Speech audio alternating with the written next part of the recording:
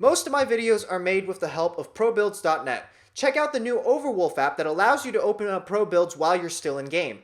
It allows you to check out your favorite pros and what they're building on your favorite champions, and it allows you to see their entire build step by step along with their abilities and runes. You'll never have to tab out to check another build again. CHO'GATH has been in the game for a very long time, and he comes and goes with the meta. With his simple kit and ridiculous HP totals thanks to his ultimate, CHO'GATH serves as one of the best tanks in professional play. Because of the recent resurgence of AD carries, CHO'GATH has come back into the meta. Now, if you look at solo queue and the CHO'GATH players that have been playing CHO'GATH since before he came back into the meta, you will find that not a single one of them who is in Challenger has been playing him as a full tank. Currently, there are only 2 CHO'GATH players that regularly hit Challenger, and both of them play full AP CHO'GATH. This is how to play like a Challenger. Blais and CHO'GATH are the only 2 CHO'GATH one-trick ponies that actually hit Challenger this season. Blais primarily plays CHO'GATH in the mid lane, while CHO'GATH mainly plays CHO'GATH either mid or as the AD carry. So why does AP CHO'GATH work so much better than tank CHO'GATH in solo queue? You can break down AP CHO'GATH's effectiveness in 3 parts. The first part is his laning phase. Though CHO'GATH is a melee champion, and usually melee champions tend to get harassed out very easily by mage and range champions in the mid lane, because CHO'GATH is originally designed as a tank, and thanks to his passive, he has a lot of sustain going into a matchup. While CHO'GATH generally chooses to take a more aggressive version of CHO'GATH since he mostly plays him bot lane, Blais chooses for a more sustained, tanky version of CHO'GATH in order to survive the laning phase and to get more damage down on his lane opponent. Because of the natural sustain that CHO'GATH gets from his kit and from the items and runes that they choose, in a poke matchup, CHO'GATH probably isn't going to lose. He gets too many resources and is far too tanky to be poked out by traditional mage champions. Thanks to his E and thanks to his Q, CHO'GATH is able to efficiently shove out the wave and be able to make it to those early jungle fights that always happen in Challenger. The matchups in which CHO'GATH actually struggle with the most are usually matchups that outpush him, such as Cassiopeia. Now, when it comes to the mid lane, unlike the top lane, you're going to find a lot more mobile champions in the mid lane. Champions like LeBlanc and Zed can easily dodge out your main abilities such as your silence or your Q. So if you're in a matchup where most of your abilities aren't going to hit, what can you actually do to be able to win this matchup? You have to hit enough Qs in the laning phase by itself to be able to poke them out to a point where your W and your ultimate plus ignite can actually kill a LeBlanc. You can't get a full combo down on someone like LeBlanc because of her passive and because of her mobility. So you have to burst LeBlanc out and force her into her passive so that your ignite actually finishes her off. Now, one of the most difficult things about actually playing CHO'GATH is being able to hit your Q. Remember, both these players play at Challenger, and Challenger players all have really good mechanics when it comes to dodging skill shots. Alex and CHO'GATH are both well aware of how difficult it is to land this skill shot, especially considering how slow it is. So the way they actually use the Q is slightly different in certain matchups. If an enemy champion is running away from them, generally they will always put their Q behind the enemy champion. Challenger players generally are fast enough to be able to react to this. However, they are still forced to walk backwards, and that allows them to use their E to be able to slow them and to deal a little bit more damage. Since they are playing AP CHO'GATH, it doesn't actually take that much damage to be able to destroy the enemy champion. Hitting your combo insta-gimps the enemy, but you don't need to hit the entire thing to be able to kill someone. It simply takes a little bit more time. So many times, instead of just using their Q as poke or as a CC bot, by positioning it properly, you can also use it as a net to be able to catch someone and to force them back to walk towards you. This is how they guarantee their damage when someone is caught out of position. Now, the second reason as to why you should be playing CHO'GATH mid is because of the fact that CHO'GATH doesn't play like a mage, he plays more like an assassin than anything else. CHO'GATH's QWR combo is extremely strong for bursting out non-tanks. Because you get to knock someone up and then follow that up with a silence, the enemy opponent literally cannot do anything to be able to retaliate. This 100-0 combo is completely guaranteed so long as you hit your first Q.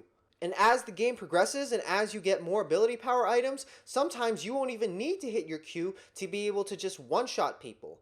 Now, obviously, full tank Cho'Gath can also one-shot people with his feast, but that usually doesn't happen until he gets very, very tanky with a lot of feast stacks. Full AP Cho'Gath can do this as early as level 6. Alex Blais also never ever uses his feast outside of trying to one-shot an enemy champion. Getting HP stacks for minions in your lane is simply not worth it for AP Cho'Gath because if you don't have your ultimate, you won't have kill pressure in the early game. Cho'Gath is played as a poke tank in the early game, but he is played as an assassin in the mid game. And as we all know, assassins need to snowball. They need to get early game kills to funnel that gold and to make sure that you don't hit the late game. Playing as AP Cho'Gath, you're going to get outscaled by pretty much every single mage and even some assassins. So in order to be able to get all these assassinations, you have to be very good at jungle tracking.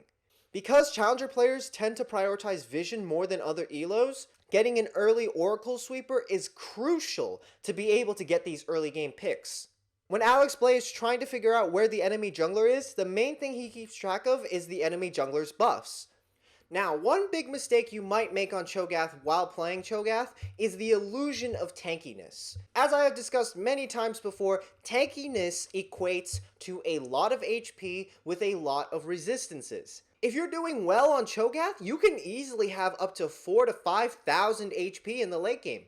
But this does not make you tanky. When you build full AP Cho'Gath, you will never be tanky. You'll find in the late game that many times tanks are not even that tanky in the late game. You cannot one-shot people if you're not building AP in the mid game, and you cannot be tanky in the late game if just a few of your items are not tank items. Now, what about items like Rod of Aegis? This is a very common item for bulkier mages like Cho'Gath. Here's the thing though, the only way to make AP Cho'Gath really work in high elo is to play him as an assassin. High elo games on average are a lot shorter than most games, and if you have a champion that has good early game pushing power with good mid game assassinations, that can make Cho'Gath a lot more useful than mid lane mages. If you're buying something like Rod of Aegis, while it's certainly not a bad item on Cho'Gath, it's certainly not a great item because it delays your power spikes. You could be buying something like Luden's or Hextech Protobelt to make sure that your combo bursts even harder. This is crucial in making sure that your early lead actually turns into a snowball. Now, in a late game teamfight, how should you be playing Cho'Gath? Many times as AP Cho'Gath, you will have a lot more stacks than a tank Cho'Gath since getting kills with your feast is a big part of your champion. That naturally makes you a bigger target. So you're going to have to usually play further back as a mage. Make sure to poke with your Q, but save your W for anyone that tries to go in on you. By silencing them with your W, they have about 2 seconds before they can actually burst you. And so you can get 1 or 2 free hits with your E along with your feast. Your goal is to simply stay back, play safe, play like a mage, and wait for an opportunity in order to hit your full combo. Though Cho'Gath looks like a tank himself, you're still going to be hiding near your own backline. Your E is not meant to damage squishy targets like the backline. Your goal is to simply stay safe long enough that you can hit full combos on multiple targets.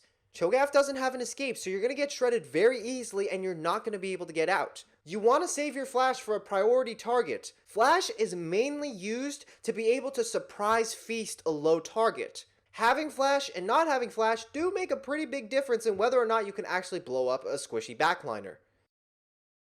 For your build, start Dorn's Ring plus 2 potions. If you're in a matchup where you believe you're going to get harassed out more, you can start Corrupting Potion instead. You generally never start Dorn's Shield because that's a little bit too much HP, and you're going to need some form of mana sustain to get through the laning phase and to be able to actually shove in your lane to be able to roam. You can either follow that up with a Dark Seal or another Dorn's Ring. Depending on how much gold you have, you could also straight up buy Lost Chapter. For your first item, you can either get Luden's Echo or Hextech Protobelt. Alex Blais believes that Luden's Echo is an extremely broken item on Cho'Gath because it gives you basically everything that you need. Mana, ability power, cooldown reduction, and a little bit more wave clear for your early pushing.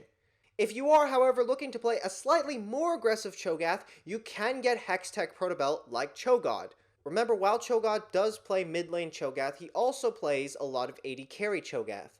And so he's looking to burst people as quickly as possible. The main problem with Hextech Protobelt compared to Luden's Echo is the fact that you're not getting any mana and you will have mana problems throughout the laning phase. However, these two items are definitely the core build when it comes to AP Cho'Gath. Now, when it comes to your next item, you have a few options. Pick up either Sorc Shoes or Lucidity Boots. Remember, you're not going to be tanky, so there's no point in getting Ninja Tabbies or Merc Treads. You're simply a slightly bulkier than average mage, so even if you get caught out with CC, you're still probably going to die. Your next few items are based situationally on what you want. If the enemy team has a lot of healing and regen, you can pick up Morellonomicon. It's a very consistent item and it helps you out in every single way. Alternatively, you can get either Void Staff or Death Cap for straight burst. If you're up against a matchup like Zed, you can choose to get an early Seeker's Arm Guard or Stopwatch for your laning phase. You pretty much go straight into ability power on CHO'GATH as opposed to some utility items like Rylai's, simply because most of your abilities already have CC in them, and so you're simply looking to amplify the damage that these abilities do rather than adding more utility to them. You can get the sorcery tree that mainly prioritizes laning power. Comet is fairly easy to proc thanks to your E Vorpal spikes. It can be hit through minions and it slows down the enemy, which basically guarantees the Arcane Comment. Mana Flow Band for a little bit more mana in lane. Transcendence to hit 40% faster, and Water Walking to be able to roam. By taking Bone Plating and Chrysalis in the early game, it's very difficult for most regular mage matchups to be able to harass you out of lane. If you are looking for something a little bit more aggressive though, you can choose to go with Cho'GATH's rune page, which takes Electrocute over Meteor. This build is significantly more aggressive, but it also makes you a lot more vulnerable in the early game. Without Chrysalis and Bone Plating, it is a lot easier to be harassed out. However, obviously with Electrocute, it does make your early game damage a lot better. For your abilities, you can max either Q or W first. Q is generally considered a little bit better for matchups in which you can't get close to the minion wave like Cassiopeia, but because the silence duration on W does go up with points, if you're actually able to hit your Q in lane, you are able to poke out the enemy champion a lot easier. I think what makes CHO'GATH full AP mid a really good pick for me is the fact that its kit enables you to do a lot of things. Being able to one-shot anyone at level 6 and make anyone scared of you is really satisfying. You can easily set up a cheese by sitting in a bush somewhere and one-shot the enemy. The jungler is coming to his buff and you are waiting for him, or your team is doing dragon and the enemy team is coming to contest. Doing pick around the map and getting free leads over the enemy feels really good. If any of you guys are interested in my plays, you can find me streaming sometimes at twitch.tv alex_blais. Thanks for watching.